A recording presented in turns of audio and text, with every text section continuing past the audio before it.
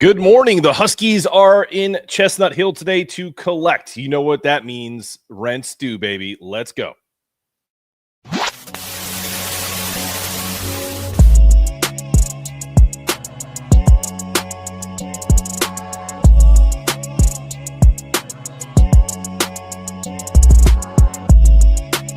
Rent's due, mother. Don't be. Welcome into Rent's Due with your host, Mark Sinetto on Big East Energy Network, also Big Football Energy. We haven't set that little thing up, but we're powered by the Big East Energy Network. Let's put it that way. I'm your host, Mark Sinetto. With me in a few seconds here is going to be Joey Belbons. Today's it's all about one thing: UConn versus Boston College. Old school feud, old school feel, regional pride, a chance for the Huskies to make a real statement on the road in taking an ACC scalp. I'm really looking forward to this game. We're going to break down the keys, the matchups, and if Jim Mora's crew has the discipline and the fortitude to walk out of Chestnut Hill with the win. Joining me, as always, the man who brings the heat every week, Joey Belbons. Joey, let's bring you in here. Where you at? There he is. What's up, man? What's your first read on this matchup? First in this matchup, of doing some research, is realizing we've actually never won at Boston College. Yeah, that's totally fair. Totally fair. But I think now's the time to break that streak. And I think with early turbulence, our defense showing that they can play pretty well and bounce back, I think this is the time.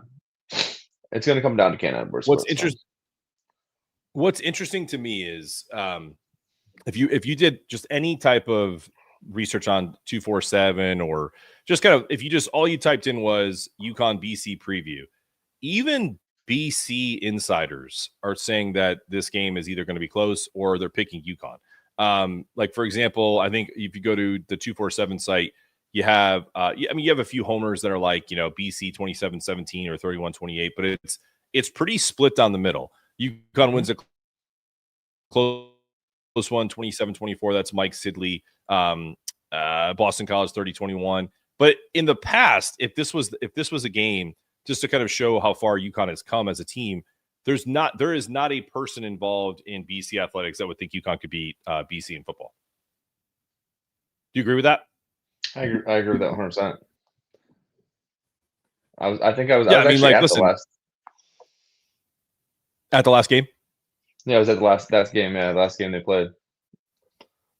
I got you. I got you. Yep. I mean, if you look at the betting lines, like it started at +7. Now you can get it at +1.5. So that just goes to show you how far that line has dropped since. I mean, it's been a bye week, so there's been time for UConn at least. But still, like that to me tells you right out all you need from a perspective.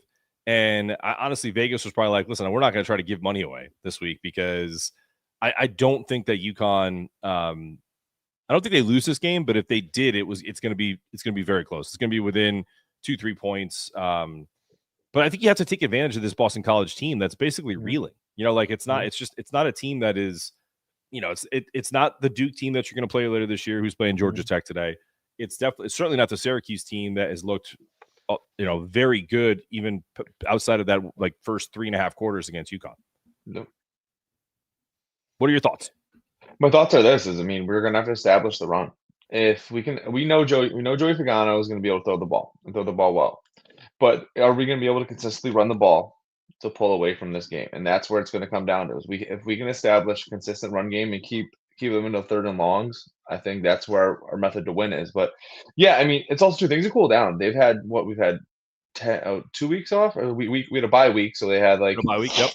enough time to cool off, and that's a lot. A lot can change in a week. Is UConn going to stay hot? And that's what we got to see. Is our early turbulent defense going to be able to consistently be a strength now, or is it still going to be the same thing? Yeah, no, that's a great point, and I know people have given me shit for saying that I think Jim Mora is. Let me just say this first because it's a caveat. Right. I think Jim Mora is a phenomenal person. I think he's a great coach for UConn. But what separates the great coaches from the mediocre coaches that kind of stay and he's done more in his football career than I've ever done in my life. So let's just put that aside. Yeah. I'm not saying I'm better than him or I know more than him, but if you're commenting on stuff, you have to give your opinion. And the Jim Mora era has been ripe with fantastic highs and a lot of almosts. Like Yep. we almost beat Duke. We almost beat Syracuse. You see what I'm saying? Mhm. And so, and then you beat a North Carolina. You took advantage of a North Carolina team that basically was in turmoil in the Fenway Bowl, and it was phenomenal, right? Can they take advantage of this BC team, which looks like it's essentially given up on Bill O'Brien and is 1-5 on the season, 17th in the ACC? No. This is a watermark game. If you lose this game, it's going to be same old UConn. 100%. And it comes down to, are we going to play UConn football and actually build upon that winning culture? That's the what ifs. That's the thing too, is he's took over a program that wasn't winning.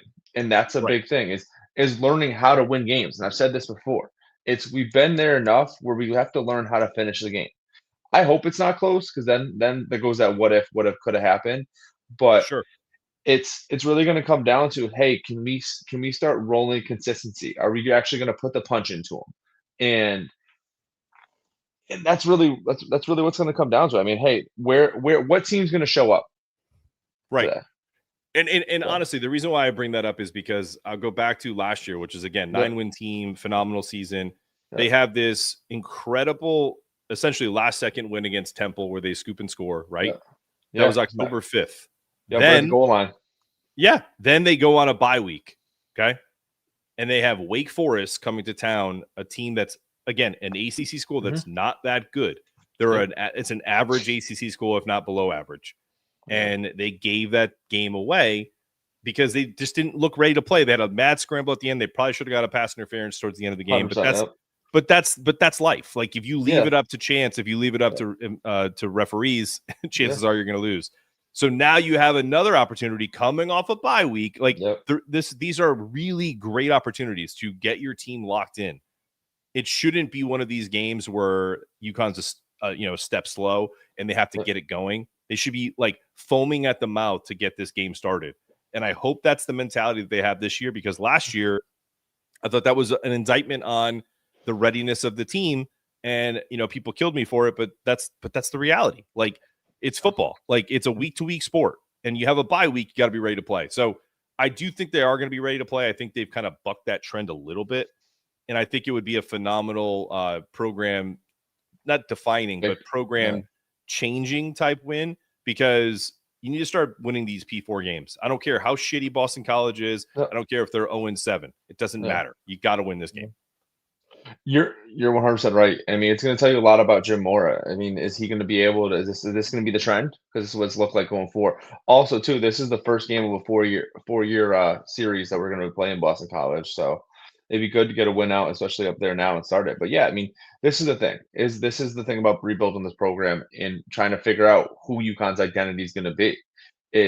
Are we that team that just makes our schedule to where it's easy to get bowl games and actually lose to these conferences that we're trying to join? Or are we actually going to be like, hey, we're foaming at the mouth. The coaching staff wants to be better. They want to show that we're better and we should be in a conference. And these are the defining moments, and the strength of schedule is so weak for a lot of our games because we cherry pick, which is awesome. I mean, that's how you do it. We're rebuilding. We're an independent for a reason, unfortunately. So yeah, it's going to show a lot about Jim Mora and Jim Mora's character and where we're going to go from there. It's also funny. It's like a whole BC weekend with the basketball and the football. Right. That's true. That's so funny. We basically going for a sweep. What the other thing I was going to bring up too is, like, this is a team that has in BC, they're averaging less than 100 yards rushing a game, 85 or so. But they're almost averaging 300 yards passing a game. So I do think that if you're this defense, I think you have to continue that trend of making them one dimensional. Yeah. And then you can apply that zone pressure, those drop blitzes that they've been doing so well this year. I don't know, man. Like I think if you had to, if you obviously probably had a chance to go to this game. So when you think about this game, what's the one or two aspects, like one on offense, one on defense, that you think is going to define whether we win this game or lose this game? I would say secondaries. If the secondary can control and force turnovers, it's our game. And on offense, if we can consistently run the ball and we get at least 3.5 yards or more a carry, we're winning that game. And it comes down to that. I mean, that's going to be the strength. That's going to be what wins us. I mean, we have to mitigate the big plays, and really, it's bend not break. But hopefully, if we can show, like, that FIU game was awesome. I was there. No one expected that. I mean, me and you in Texas, I was like, damn, I should have put all my money on UConn. Right. I know. I was like, but I mean, who saw that coming? And it was nice to actually see. Wow, we're getting one guy. One guy, of our really. one guy in our chat when we did the game, did the thing. It was just like, we need to bring him. Whoever that is, I forget who it was like, we gotta find him. I'm laying the points. Laying the points. Smart. I mean, that's really what's going to come down to. It's like, hey, what UConn's going to show up. The secondary and the linebackers are the biggest concern right now for how in pass coverage, how we're going to be able to perform. But yeah, I mean, also Cam Edwards. I mean, he's healthy, run the ball well. If we can consistently push them and get 3.5 or more yards a carry, we'll be in good position. So that's a great point by Silky, who's been with me through the various different iterations of the shows and the podcasts that we do, talking about hopefully the bye week helps Cam Edwards because he's got 2/3 of the carries this year. That's a great point. Hopefully he comes back fresh. But I would say one thing, and I really hope Gordon Samus is feeling himself today. Like, I want him to come out and say, listen, this is an opportunity for us to get big plays, to not just run, those outside zones, especially, good God, if it's 3rd and 1 in a very, or 4th and inches in a very precarious situation where we're trying to take control of a game. Please stop running outside zone. Please stop. Like, it's just especially when you're playing teams. I don't really know if BC's bigger, faster, stronger, but they are an ACC school. They're gonna. It's just I just don't want. I want them to think about the fastest way from point A to B is a straight line, and I have no problem with outside zone as a concept. But in certain instances, you have to be a little bit more like, just get me 1 yard. Just get off the ball, put your hat in a hat, and give me 1 yard. Stop trying to scheme it into these zone running concepts. That's my only criticism today. Like, I really hope I don't see that. I mean, and that's one thing. And one thing too, looking back when we talking about the Wake Forest game last year, is I remember them. We got pushed around a little bit. Their offensive line kind of bullied us. Huge. I remember that, and I was like, wow, like, these boys, they're flexing on us, and that can't happen. We got to stop that. We have to not allow that. Also, there's no Italian quarterback this week, right? No Italian quarterback, I don't think. But actually, I don't know. I don't know. We gotta check that. I was like, dude. I don't know. I actually think they do have an Italian quarterback, which is the wildest thing. Oh my god. Oh god. I think it's true. Hold on. I just had it. I was looking at their stats. All right, hold please. I don't think he's Italian. Maybe Northern Italian. Dylan Lonergan. I think that sounds Irish to me, my friend. Oh, Irish boy. Oh, Dylan Lonergan. Yeah, I think that's honestly. Yeah, he's from Snellville, Georgia. I don't think my man is Italian. I need an ancestry immediately. But the two backup quarterbacks are Enzo Arona and Jake Caniglio. So I think we're in trouble if we actually knock this kid out of the game, because then the Italian quarterback comes in and takes over. But I hope that's not the trend going forward. RPOs, I think, is a big thing. Silky brings that up as well in the chat.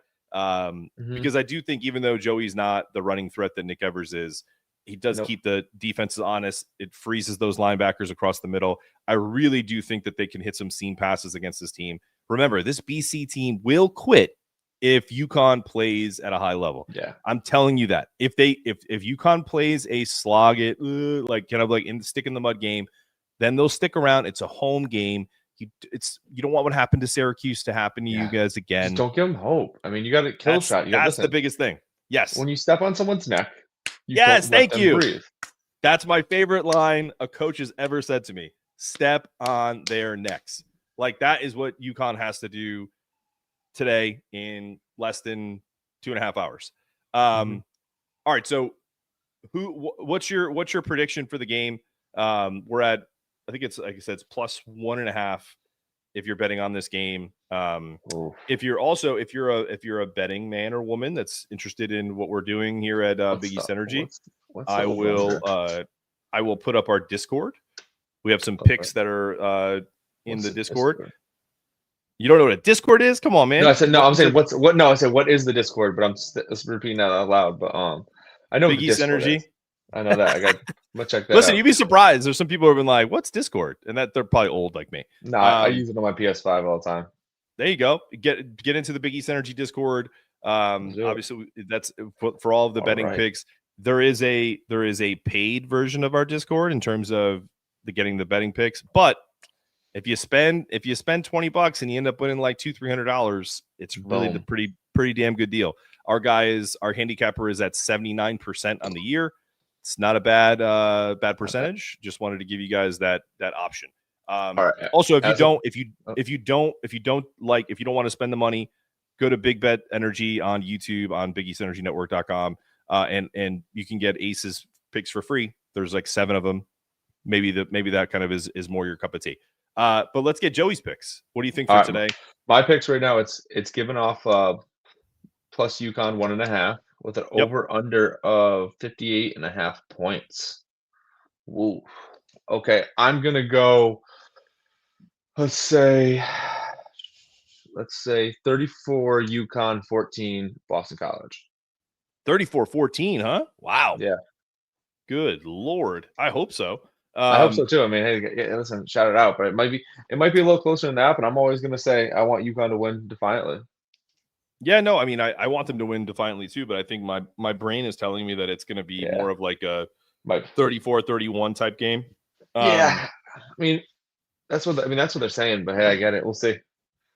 If you are interested in a parlay that I'm considering putting out there today, just for value, you have Georgia Tech, who's playing at noon as well at Duke as a 3-point underdog, as the 12th team in the country. Now, Duke is playing really well. They have a really good quarterback. They have some good skill position players.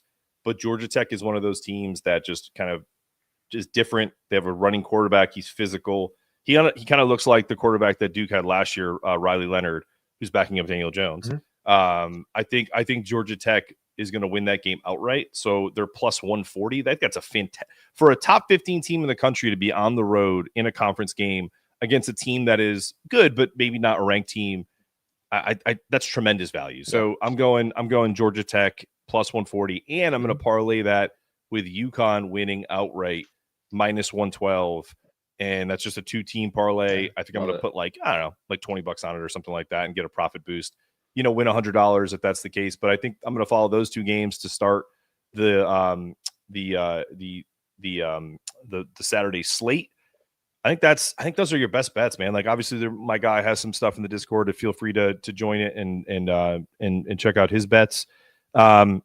Any parting shots before we call it a day? Because all right, maybe I'll change mine. Maybe I'll change my score. I'm looking at their scores and whatnot too. I'll make it a little more close. I think UConn wins. I'll say this: 27-21, UConn. So we got Joey is saying 27-21 after changing from 34 I think it was like 34 to 14. Yeah, I was like, hold on. And I'm putting that up on the screen, so we have that in and then I think I'm going to say Mark has it at UConn. I'm going to say 34-27. The only reason I'm saying that is because also you need to remember they have a bye week. They had a bye week to prepare for this team, so they're gonna and whatnot too. And their schedule, looking at teams they played previously, they've lost. They beat Fordham 66-10. Yada yada. That's it. They Michigan 42-40. Did they beat Michigan State? They lost to Michigan State. Then Stanford 30-20. California 28-24. They lost to Pitt 48-7. Who looks like a Pitt's not a bad team. Pitt's a pretty good team. Pitt's pretty good this year. They did kill my parlay, and I hate Florida State, and I don't know why I bet on them, but I did. Go Miami. How dare you? But so yeah, and they lost to Clemson last week 41-10. But Clemson's got good athletes. So yeah, this is a very winnable game.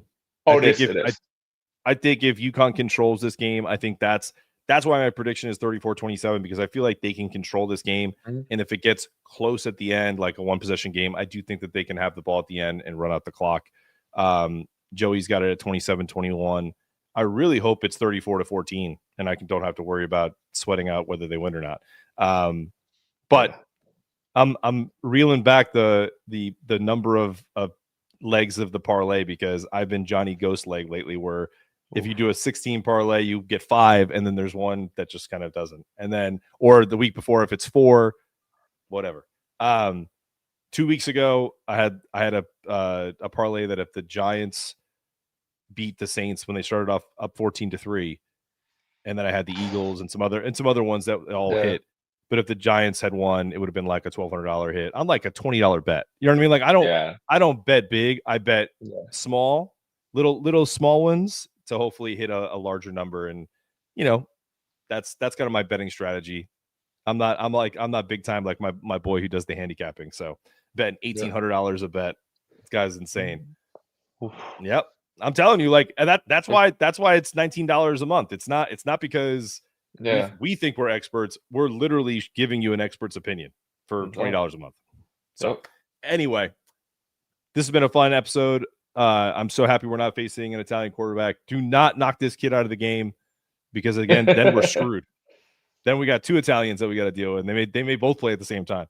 Double-headed monster. All right, Joey, listen, have a good rest of your day. I appreciate you as always. And this is another episode of Rent Stew, the live version. We hope you guys enjoy it. Go Huskies. Roll skis.